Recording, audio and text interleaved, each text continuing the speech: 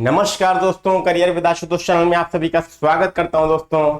और daily answer writing की class में 50 डेज के आंसर राइटिंग चैलेंज में आप सबका स्वागत है। आप सभी लोग के सामने आज डे नंबर 2 में क्वेश्चन नंबर 2 आपके सामने लेकर उपस्थित हुआ हूं, जो है आपके सामने इस प्रकार। स्वतंत्रता प्राप्ति के बाद भारत के एकीकरण में सरदार पटेल की भूमिका की विवेचना कीजिए। Discuss the role of Sardar Patel in the unification of India after independence. ये क्वेश्चन दोस्तों आपका मुख्य परीक्षा का पूछा गया क्वेश्चन है और आपके में एक टॉपिक है इंडिया आफ्टर इंडिपेंडेंस। उसके अंतर्गत दोस्तों इस क्वेश्चन को हम लोग देख रहे हैं जीएस पेपर 1 से। और मैंने आपको पहले भी बताया था कि जो 50 डेज का आंसर राइटिंग चैलेंज है ये यूट्यूब पर निःशुल्क चलेगा। डेली एक क्वेश्चन हम लोग डिस्कस करेंगे और 50 क्वेश्चन हम लोग देखेंगे, वो भी जीएस पेपर 1, 2 और 3 को मिलाकर 50 मोस्ट इंपॉर्टेंट क्वेश्चन। आप लोग के लिए एक महत्वपूर्ण सूचना यह है दोस्तों कि यहां पर आप देख सकते हैं हमारे एप्लीकेशन पर भी दोस्तों 11 जुलाई को आपका मुख्य परीक्षा का उत्तर लेखन कार्यक्रम स्टार्ट हो रहा है, जो आपका मूल्यांकन आधारित कार्यक्रम है। इसमें दोस्तों हम लोग डेली 50 डेज में 2 क्वेश्चन पर डे के हिसाब से 100 क्वेश्चन यहां पर मोस्ट इंपॉर्टेंट तैयार करेंगे, वो भी जीएस पेपर 1, 2 और 3 से। अगर आप इस प्रोग्राम को ज्वाइन करते हैं, जो कि कल 11 जुलाई से दोस्तों स्टार्ट हो रहा है, यह दोस्तों आपको इस प्रोग्राम में 100 क्वेश्चन कराए जाएंगे 50 डेज में 2 क्वेश्चन के हिसाब से जीएस पेपर 1, 2, 3 से। अर्थात वो टॉपिक जो आपके प्री के लिए भी इंपॉर्टेंट है और मेंस के लिए भी, history, geography, polity, economy, science, environment और करंट अफेयर, इन पर आधारित प्रश्न दोस्तों आपको यहां पर देखने को मिलेंगे। और पूरे 100 क्वेश्चन हम लोग यहां पर मोस्ट इंपॉर्टेंट तैयार करेंगे। और याद रखिए, जैसे 11 जुलाई को पहला दिन है तो पहले दिन का टॉपिक आपको ये पता होगा 10 जुलाई को कि आपको कल की डेट में कौन सा टॉपिक से क्वेश्चन आएगा। तो आपको 10 जुलाई को टॉपिक मिल जाएगा 11 जुलाई के लिए कि कौन सा क्वेश्चन इन 2 टॉपिक से आएगा। तो टॉपिक ताकि आप तैयार कर लें, और टॉपिक अगर आप तैयार कर लेंगे तो जैसे ही 11 जुलाई की सुबह क्वेश्चन पोस्ट किया जाएगा, आप उसका आंसर लिखिए और जैसे ही आप सबमिट करते हैं और उसके 24 से 48 घंटे के अंदर कॉपी का इवैल्यूएशन हो जाएगा, आपको मॉडल आंसर भी दे दिया जाएगा और मॉडल आंसर से आप मिला के देख सकते हैं कि आपका आइडियल आंसर क्या है। क्लियर? ठीक है, तो इस प्रोग्राम को आप ज्वाइन कर सकते हैं हमारे एप्लीकेशन से। एप्लीकेशन का लिंक आपको डिस्क्रिप्शन बॉक्स में मिल जाएगा और मैसेज में कमेंट बॉक्स में भी आपको मिल जाएगा। ठीक, इसके अलावा दोस्तों अगर आप चाहते हैं डिटेल में दोस्तों आपको क्या करना, पढ़ना चाहते हैं सिलेबस को, आपकी अभी तैयारी नहीं है, तो आपको दोस्तों यहाँ पर हमारे विजेता 2.0 बैच को ज्वाइन करना चाहिए। ये यूपीपीसीएस प्री और मेंस का संपूर्ण तैयारी का बैच है। इसमें प्री की संपूर्ण तैयारी, मेंस की संपूर्ण तैयारी आपको मिल रही है। हिंदी, ऐसे, जीएस 1, 2, 3, 4, 5, 6 आपको यहाँ पर सब कुछ कंप्लीट कराया जा रहा है। पूरा पाठ्यक्रम लाइव क्लासेस के माध्यम से हर क्लास की पीडीएफ नोट्स आपको दी जा रही है। आंसर राइटिंग और ऐसे राइटिंग इसमें कॉम्प्लीमेंट्री है, निःशुल्क है, फ्री मेंटरशिप मेरे द्वारा, और वैलिडिटी इसकी रहेगी आपकी 2024 के इंटरव्यू तक दोस्तों, जब तक आप लोग इंटरव्यू नहीं देते।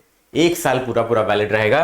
और इसे आप हमारे एप्लीकेशन को प्ले स्टोर से डाउनलोड करके भी ज्वाइन कर सकते हैं और डिस्क्रिप्शन बॉक्स में दिए गए लिंक पर क्लिक करके भी आप विजेता 2.0 बैच को ज्वाइन कर सकते हैं। ये कंप्लीट बैच है और अभी रथ यात्रा कूपन कोड लगाने पर दोस्तों आपको इसमें 25% का डिस्काउंट भी मिल रहा है और बहुत ही सुनहरा अवसर है। आप इसे ज्वाइन कीजिए और अपनी मेंस की तैयारी को संपूर्ण करिए, एक सही दिशा में तैयारी करके सिलेक्शन के पथ पे अग्रसर हुई।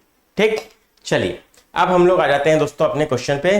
क्वेश्चन क्या कह रहा है आप देखिए, सभी लोग देख सकते हैं। स्वतंत्रता प्राप्ति के बाद भारत के एकीकरण में सरदार पटेल की भूमिका की विवेचना करिए। अब यहां पर दोस्तों यूनिफिकेशन ऑफ इंडिया, भारत का एकीकरण, इसमें सरदार पटेल की भूमिका, यहां पर आपसे पूछ क्या रहा है, भारत के एकीकरण में सरदार पटेल की भूमिका की विवेचना करिए। ये आपका प्रश्न है और जो आपको क्या होना चाहिए, जो आपको स्पष्ट होना चाहिए पहले, तभी आप इसका आंसर लिख पाएंगे। क्लियर है दोस्तों? ठीक है, आपको डिस्कस करना है पूरी चीजें कि क्या क्या चीजें हुई, कैसे यूनिफिकेशन इंडिया का हुआ, ये आपको ध्यान रखना है। ठीक, क्लियर है? चलिए, अब आप में से बहुत सारे लोग ऐसे होंगे जिनको ये नहीं पता होगा कि विवेचना क्या है, व्याख्या क्या है, तो इसके लिए भी एक सेशन ले लूंगा।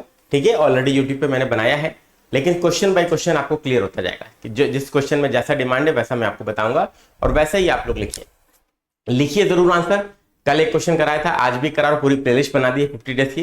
प्लेलिस्ट को फॉलो कर लीजिए और अगर चेक कराना चाहते हैं तो हमारे आंसर राइटिंग प्रोग्राम से जुड़िए और उसका मूल्यांकन भी करवा सकते हैं। ठीक, क्लियर है? जो लोग इस प्रोग्राम से जुड़ेंगे तो जो यूट्यूब के जो 50 क्वेश्चन हैं इनको भी आप मूल्यांकन करवा सकते हैं। ठीक, मूल्यांकन बहुत जरूरी है दोस्तों, याद रखिएगा। बिना मूल्यांकन के आपके आंसर राइटिंग का कोई मतलब नहीं है दोस्तों, क्योंकि आपको फीडबैक ही नहीं मिल रहा है आप सही लिख रहे हैं कि गलत, कितना सही लिख रहे हैं, तब तक आपको किस दिशा में आगे बढ़ना है ये पता ही नहीं चलेगा। ठीक, वो कहते हैं ना दोस्तों, करंट का जो फ्लो होता है तब होता है जब सर्किट आपकी क्या होती है, सर्किट आपकी ब्रेक नहीं होती। ये सर्किट जब आपका क्या है, धारा प्रवाह इसमें लगातार हो रहा है, ठीक है, चार्ज आपका फ्लो हो रहा है, लेकिन अगर मान लीजिए सर्किट यहां से ब्रेक हो जाए, क्या हो जाएगा, ब्रेक हो गई, तो अब क्या होगा, करंट फ्लो करेगी क्या, नहीं करेगी। क्यों नहीं करेगी, उसका कारण है, क्यों, क्योंकि यहां पर क्या है, सर्किट आपकी ब्रेक हो गई। तो दूसरी तरह से दोस्तों आंसर राइटिंग में क्या है, आंसर राइटिंग का भी नियम है दोस्तों, आंसर राइटिंग का भी नियम है, ये क्या है, ये जो लिंक है ये आपका फीडबैक है, ये आपका फीडबैक है। ये फीडबैक अगर आपको नहीं मिल रहा है तब आप आंसर राइटिंग आप सही कर रहे हैं कि नहीं कर रहे हैं, कितना आपको मार्क्स मिलने चाहिए, क्या पैटर्न है, कैसे आंसर लिखना है, क्या प्रारूप होना चाहिए, ये सारी चीजें दोस्तों आपकी तभी पता चलेंगी जब आप इसका मूल्यांकन करेंगे। आपकी मात्रा में तो त्रुटि नहीं है, आपके वाक्य सही बन रहे हैं कि नहीं बन रहे, ज्यादातर बच्चों की तो यही दिक्कत रहती है। ठीक है, इसीलिए आप सभी लोगों के लिए वो प्रोग्राम बेनिफिशियल है, 11 जुलाई से स्टार्ट हो रहा है दोस्तों। आप सभी लोग दोस्तों हमारे एप्लीकेशन को डाउनलोड कीजिए, डिस्क्रिप्शन बॉक्स में दिए गए लिंक से या प्ले स्टोर से, और उसको ज्वाइन कर लीजिए। ठीक, चलिए क्वेश्चन आपके सामने है, स्वतंत्रता प्राप्ति के बाद भारत के एकीकरण में सरदार पटेल की भूमिका की विवेचना करिए। अब दोस्तों देखिए, क्वेश्चन आपको 125 शब्द में लिखना है, तो 1 से 1.5 पेज आपको लिखना है, याद रखिए। ठीक है, इंट्रोडक्शन आपका 1 पैराग्राफ, ठीक है, कंक्लूजन आपका 1 पैराग्राफ, और मेन बॉडी दोस्तों आपको क्या लिखना है, पॉइंट्स भी लिखना है। सिंपल एकदम, देखिए एकदम सिंपल अप्रोच लेकर चल रहा हूं। कोई भी जिसे बिल्कुल भी आंसर राइटिंग नहीं आता दोस्तों, वो सेशन को देख के आंसर राइटिंग सीख सकता है और मूल्यांकन करा के एकदम सही मार्क्स प्राप्त कर सकता है। जो जितने मार्क्स दोस्तों मैं स्टूडेंट्स को देता हूं एग्जाम में भी दोस्तों, लगभग वैसे ही मार्क्स मिलते हैं। ये आप बहुत, जितने भी बच्चे हमारे साथ आंसर राइटिंग प्रोग्राम में जुड़े हैं, हमारे विजेता बैच में जुड़े हैं, आप उनसे डिस्कस कर सकते हैं, बात कर सकते हैं। ठीक, चलिए, तो ये दोस्तों प्रारूप रहेगा। ठीक है, आपको अब आंसर लिखना शुरू करना है। अब इंट्रोडक्शन देखिए, इंट्रोडक्शन क्या है, भारत के एकीकरण में सरदार पटेल की भूमिका। सबसे पहले चीज तो आपको पता है, इंट्रोडक्शन देखिए, यहां पर मैंने इंट्रोडक्शन लिखा है, लेकिन आपको हेडिंग नहीं डालना, याद रखिएगा, आपको हेडिंग नहीं डालना है। अब यहां पर मैंने एक चीज लिखी है, क्या लिखी है, कि सरदार पटेल भारत के पहले गृह मंत्री और पहले उप प्रधानमंत्री थे। क्लियर, ठीक है, याद रखिएगा, सरदार पटेल स्वतंत्र भारत के, यहां पर स्वतंत्र ऐड कर लीजिए, स्वतंत्र भारत के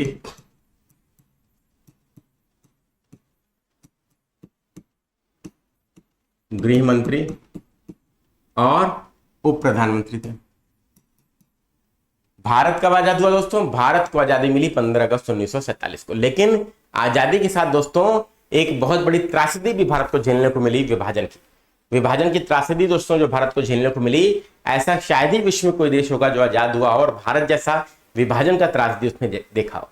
ठीक है, तो याद रखिएगा, ये पूरी प्लानिंग प्लॉटिंग जो थी वो अंग्रेजों की थी।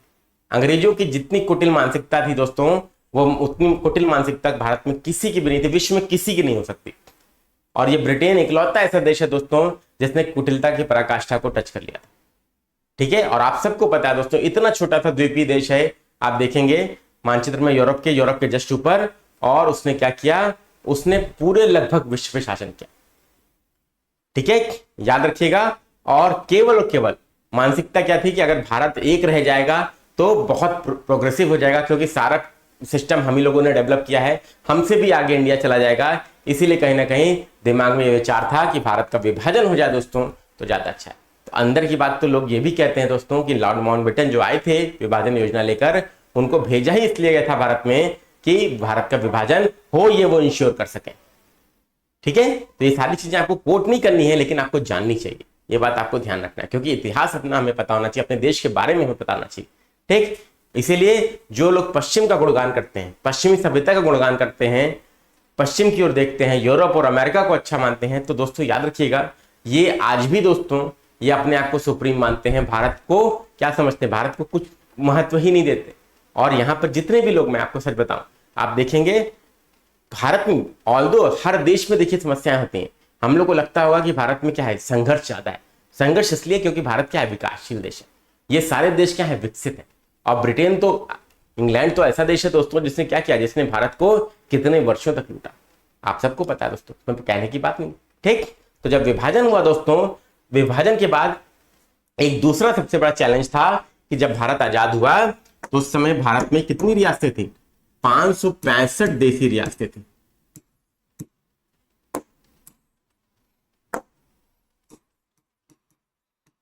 आजादी के समय भारत में दो प्रकार की प्रशासनिक इकाइयां,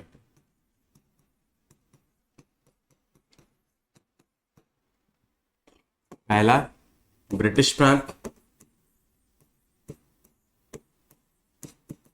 और दूसरा देसी रियासत।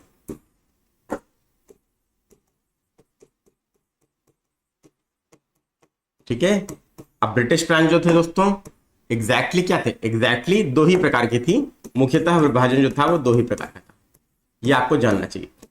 ठीक, अब ब्रिटिश प्रांत तो सीधे क्या हो गए, ब्रिटिश भारत ब्रिटिश भारत के जो प्रांत थे वो सीधे आपके क्या हो गए, भारत के साथ आ गए। ठीक, अब इसके बाद दोस्तों देसी रियासतें जो थी वो लगभग 565 देसी रियासतें। अब ये 565 देसी रियासतें थी, ये दोस्तों एक बहुत बड़ी चुनौती थी किसके समक्ष, भारत के गृह मंत्री और भारत के पहले उप प्रधानमंत्री सरदार पटेल के समक्ष, कि इन रियासतों को किसी भी तरीके से भारत में शामिल होने के लिए कन्विंस करना, मनाना। और सरदार पटेल के नेतृत्व में दोस्तों ये काम किया गया दोस्तों, और इसीलिए उनको, सरदार पटेल को हम लोग क्या कहते हैं, भारत का लौह पुरुष कहते हैं, लौह पुरुष कहते हैं, याद रखिएगा। और भारत की एकता और अखंडता के आधारशिला रखने वाले दोस्तों वो कौन थे, सरदार पटेल ही थे दोस्तों, जिन्होंने भारत की आजादी के बाद आधुनिक समय में एक और अखंड भारत की संकल्पना को वास्तव में साकार किया। क्लियर, ठीक है, समझ में आ गई बात। तो यहां पर दोस्तों 565 देसी रियासतें थी, जो बात आपको क्या करना है, याद रखना है। क्लियर, अब 565 रियासतें थी, अब इनको भारत में शामिल कराना एक बड़ा क्या था, चैलेंज था। अब इन रियासतों के पास ऑप्शन था, या तो जो भारतीय स्वतंत्रता अधिनियम 1947 था उसके तहत इनके पास ऑप्शन था कि या तो भारत में शामिल हो, या तो पाकिस्तान में हो, और या तो स्वतंत्र है। तो ज्यादातर रियासतें तो भारत में शामिल हो गई। ठीक है, कुछ प्रतिरोध दिखाई, कौन कौन सी रियासतें प्रतिरोध दिखाई दोस्तों, तो यहां पर 5 रियासतें, 5 रियासतों ने प्रतिरोध दिखाया, 5 रियासतों ने प्रतिरोध दिखाया। ठीक है, क्लियर, ठीक है, कौन कौन सी रियासतें। अब यहां पर देखिए, यहां पर आपने पूरा इंट्रोडक्शन लिख दिया, चुनौती थी यहां तक आपका क्या था, 565 देसी रियासतें थी जिनको भारतीय संघ में शामिल करना सबसे बड़ी चुनौती थी। यहां तक आपका क्या हो गया दोस्तों, यहां तक आपका इंट्रोडक्शन हो गया, ये आपका क्या, यहां तक आपका इंट्रोडक्शन पूरा हो गया। क्लियर, और लगभग सरदार पटेल के नेतृत्व में लगभग सभी देसी रियासतों को भारतीय संघ में मिला लिया गया, लेकिन 5 रियासतों ने प्रतिरोध दिखाया, लेकिन 5 रियासतों ने प्रतिरोध दिखाया। ये आपका पूरा क्या हो गया दोस्तों, ये आपका इंट्रोडक्शन हो गया। ये आपका दोस्तों क्या हो गया, ये आपका इंट्रोडक्शन हो गया। इसको बाकायदा आप लोग क्या करना है, इंट्रोडक्शन में लिख लेना, एक पैराग्राफ हो गया। ठीक, क्लियर, आप आ जाइए, पहले नोट कर लीजिए फिर आगे बढ़ते हैं, जल्दी से नोट करिए फटाक से।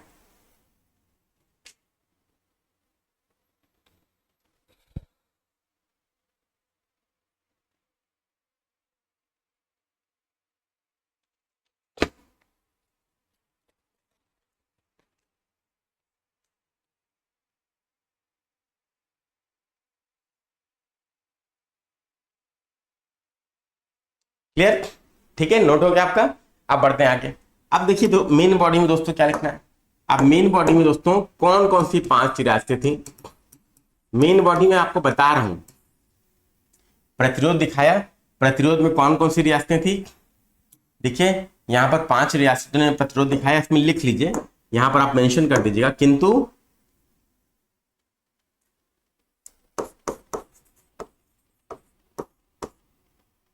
त्रावणकोर, भोपाल, हैदराबाद, जूनागढ़ और कश्मीर ने, जूनागढ़ और कश्मीर, इन 5 रियासतों ने क्या किया, और कश्मीर, इन 5 रियासतों ने क्या किया दोस्तों, 5 रियासतों ने किस दिया, प्रतिरोध दिखाया दोस्तों भारतीय संघ में शामिल होने से। ठीक, क्लियर होगी बात। ये पूरा आपका क्या हो गया, इंट्रोडक्शन। अब मेन बॉडी में क्या लिखना है आपको, मेन बॉडी में आप इनका एकीकरण कैसे हुआ, रियासतों का एकीकरण कैसे हुआ, इसकी नीड नहीं है हेडिंग की, लेकिन आपको बता दे रहा हूं, आप लिख भी सकते हैं नहीं भी लिख सकते हैं, आपके ऊपर है। क्लियर। अब मेन बॉडी में दोस्तों यहां पर याद रखिए, मेन बॉडी में आपको क्या लिखना है, ये हेडिंग नहीं डालना है, आपको समझाने के लिए बता रहा हूं। ठीक, अब एक एक करके रियासतों के बारे में बात करते हैं। मुख्य रूप से 3 रियासतें थी जिनके बारे में मैं बात करूंगा। पहले जूनागढ़, एक एक करके बताऊंगा, ठीक है, आपको पूरी स्टोरी बता दूंगा जिससे आपको क्लियर हो जाए। अब देखिए, जूनागढ़ का जो नवाब था वो चाहता था कि ये रियासत जो है किसमें शामिल हो, पाकिस्तान में शामिल। नवाब क्या चाहता था यहाँ का, कि यहाँ का शासक, कि ये रियासत जो है ये पाकिस्तान में शामिल हो जाए। लेकिन जूनागढ़ की जनता क्या चाहती थी, जूनागढ़ की जनता ये चाहती थी कि जूनागढ़ भारतीय संघ का हिस्सा बने। तो इसीलिए दोस्तों क्या हुआ, जनता की मांग के चलते यहां पर क्या हुआ, यहां पर जनमत संग्रह, यहां पर जनमत संग्रह हुआ। और जनमत संग्रह के द्वारा इसे भारतीय संघ का हिस्सा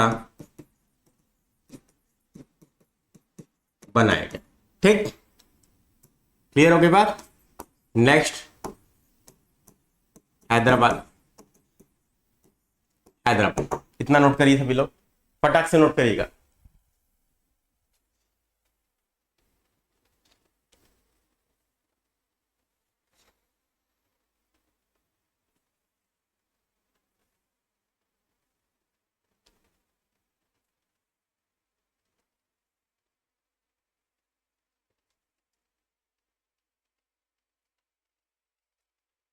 ठीक, अब यहां पर देखिए दोस्तों, हैदराबाद में किसका शासन था, यहां का शासक क्या था, नवाब था। नवाब पाकिस्तान में शामिल कराना चाहता था। हैदराबाद में दोस्तों, हैदराबाद में निजाम का शासन था। हैदराबाद में निजाम का शासन था। अब हैदराबाद का विलय कैसे हुआ, देखिए, निजाम जो था वो अपनी स्वतंत्रता बनाए रखना चाहता था। क्या चाहता था, संप्रभुता बनाए रखना चाहता था। नवाब पाकिस्तान में विलय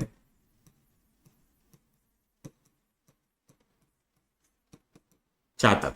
ठीक, संप्रभुता मतलब वो शासन संबंधी अधिकार अपने पास रखना चाहता था, वो भारतीय संघ का हिस्सा नहीं रहना चाहता, बनना चाहता था, अर्थात स्वतंत्रता वो चाहता था कि वो इंडिपेंडेंट रहे। लेकिन आप समझ रहे हैं हैदराबाद की लोकेशन क्या है, भारत के एकदम बीच में होकर, भारत की परिधि में होकर, भौगोलिक क्षेत्र के बीच में होकर अगर ये स्वतंत्र रहता तो भारत की सुरक्षा के लिए कितना बड़ा खतरा हो सकता था। इसीलिए क्या किया गया, वहां पर भले ही निजाम की इच्छा रही हो, लेकिन वहां की जनता क्या चाहती थी, जनता की इच्छा थी भारत के साथ जाने की। जनता भारत के साथ जाना चाहती थी, भारतीय संघ का हिस्सा बनना चाहती थी। इसीलिए जनता ने आंदोलन को तेज कर दिया, जनता ने आंदोलन को तीव्र कर दिया और निजाम ने दमन की नीति अपनाई।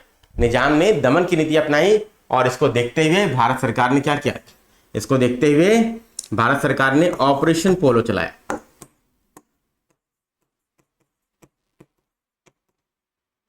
ऑपरेशन पोलो चलाया। भारत सरकार ने ऑपरेशन पोलो चलाया और ऑपरेशन पोलो के द्वारा दोस्तों हैदराबाद का भारतीय संघ में विलय होता है। यहां तक नोट करिए, फटाक से जल्दी से नोट करिए। ऑपरेशन पोलो के द्वारा यहां पर विलय होता है किसका, हैदराबाद का भारतीय संघ। ठीक है,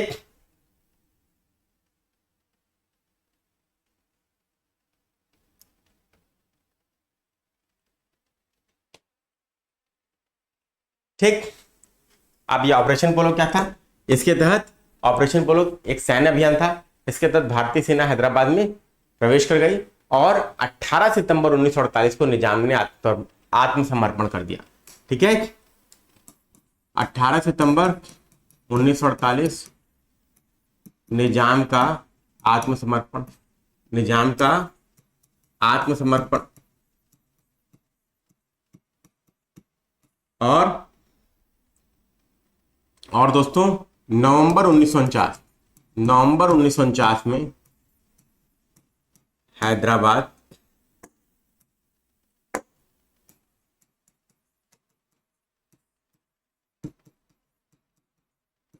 भारतीय संघ का हिस्सा बन गया। ठीक है, याद रखिएगा, ये सारी चीजें आपको लिखनी है दोस्तों। इसके बाद आते हैं कश्मीर। ठीक है, कश्मीर तीसरी रियासत थी कश्मीर, जो आपके लिए इंपॉर्टेंट है। कश्मीर में किसका शासन था दोस्तों? कश्मीर का शासक था हिंदू राजा हरि सिंह। हिंदू राजा हरि सिंह क्या थे? वो जम्मू कश्मीर के शासक थे। अब हरि सिंह दोस्तों क्या चाहते थे? ये भी संप्रभुता बनाए रखना चाहते थे, ये भी संप्रभुता बनाए रखना चाहते थे। अब आप में से बहुत सारे लोग ऐसे होंगे जिनको नहीं पता होगा कि जब कश्मीर में कुछ हिस्सा जो पाकिस्तान के अधिकार क्षेत्र में है, कब्जे में है, वो क्यों कब्जा किया पाकिस्तान ने? ये हरि सिंह की प्रशासनिक त्रुटि थी। इनके निर्णय लेने की देरी की वजह से दोस्तों पाकिस्तान को ये मौका मिल गया कि वो आक्रमण कर दे कश्मीर पर, और वो जितना हिस्सा आज की डेट में पाकिस्तान के पास है लगभग 40% उस पर उसका कब्जा है, जिसे पीओके के नाम से जानते हैं हम लोग। वो हिस्सा दोस्तों पाकिस्तान ने अवैध रूप से आक्रमण करके कब्जा किया था। यहां तक क्लियर हो गया होगा, उम्मीद करता हूं आप सभी लोगों को। ठीक है,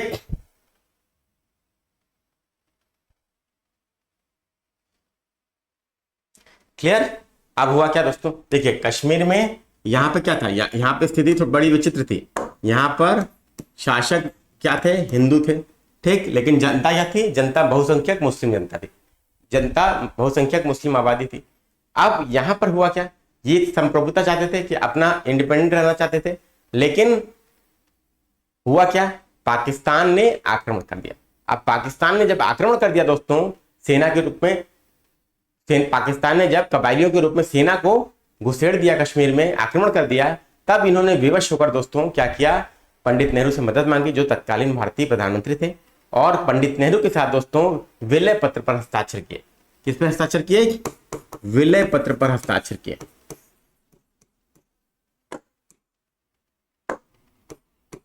विलय पत्र पर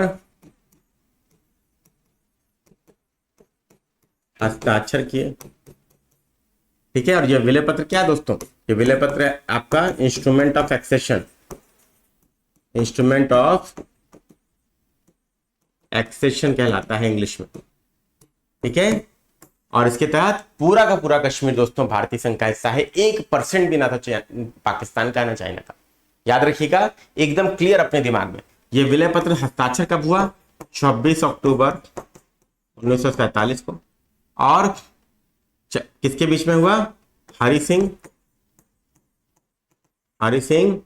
और पीएम पंडित नेहरू, प्रधानमंत्री नेहरू जी के बीच में यह हस्ताक्षरित हुआ था। याद रखिएगा, भारत के प्रधानमंत्री थे। और इस विलय पत्र के द्वारा कश्मीर को भारतीय संघ का हिस्सा बनाया गया।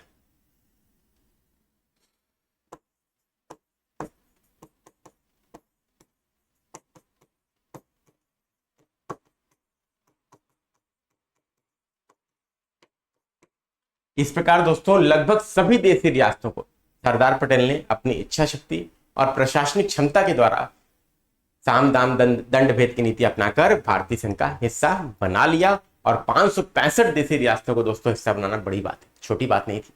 और आधुनिक भारत में एक और अखंड भारत की संकल्पना की आधारशिला अगर किसी ने रखी तो वो लौह पुरुष हमारे सरदार वल्लभ भाई पटेल थे। तो ये सरदार पटेल की भूमिका थी। ठीक, अब यहां पर दोस्तों आपका कंक्लूजन आपको लिखना है, कंक्लूजन आपको लिखना है, निष्कर्ष लिखना है। कैसे लिखेंगे? उपरोक्त विवेचना से स्पष्ट है कि, उपरोक्त विवेचना से स्पष्ट है कि सरदार पटेल ने, मैं पूरा लिख नहीं रहा हूं, आपको बता रहा हूं, उपरोक्त विवेचना से स्पष्ट है कि सरदार पटेल ने अपने लौह रूपी इच्छा शक्ति का उपयोग करके, अपनी लौह रूपी इच्छा शक्ति का उपयोग करके और प्रशासनिक क्षमता का विवेकपूर्ण उपयोग करते हुए लगभग सभी देशी रियासतों को 565 देशी रियासतों को भारतीय संघ का हिस्सा बनाया। और उनकी लौह रूपी इच्छा शक्ति के कारण ही हम उन्हें भारत का लौह पुरुष भी कहते हैं, और क्या कहते हैं दोस्तों, भारत का बिस्मार्क भी कहते हैं। क्या कहते हैं? भारत का लौह पुरुष और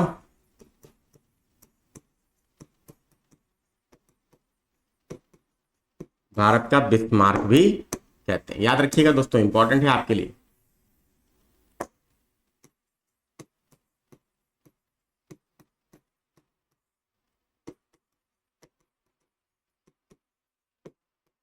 भारत का लौह पुरुष और भारत का बिस्मार्क भी कहते हैं दोस्तों सरदार पटेल को। तो ये रही सरदार पटेल की भूमिका जो मैंने आपको बताई पूरा डिटेल में। दोस्तों ये पढ़ाई करने के लिए जैसा मैंने आपको बताया, आप लोगों को क्या करना होगा, आप सभी लोग हमारे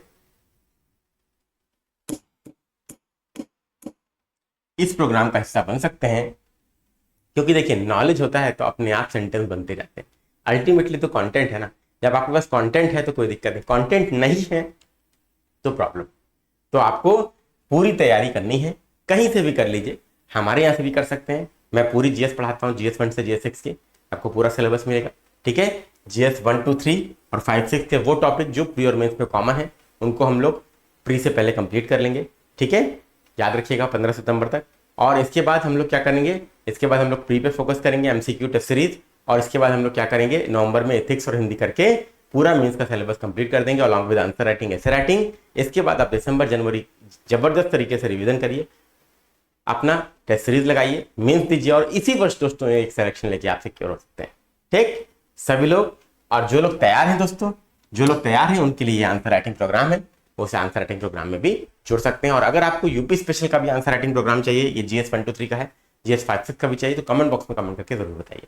थैंक यू वेरी मच। हमारे एप्लीकेशन को डाउनलोड कीजिए, वीडियो को लाइक और शेयर कीजिए, चैनल को सब्सक्राइब करिए। मिलते हैं नेक्स्ट वीडियो में। Thank you.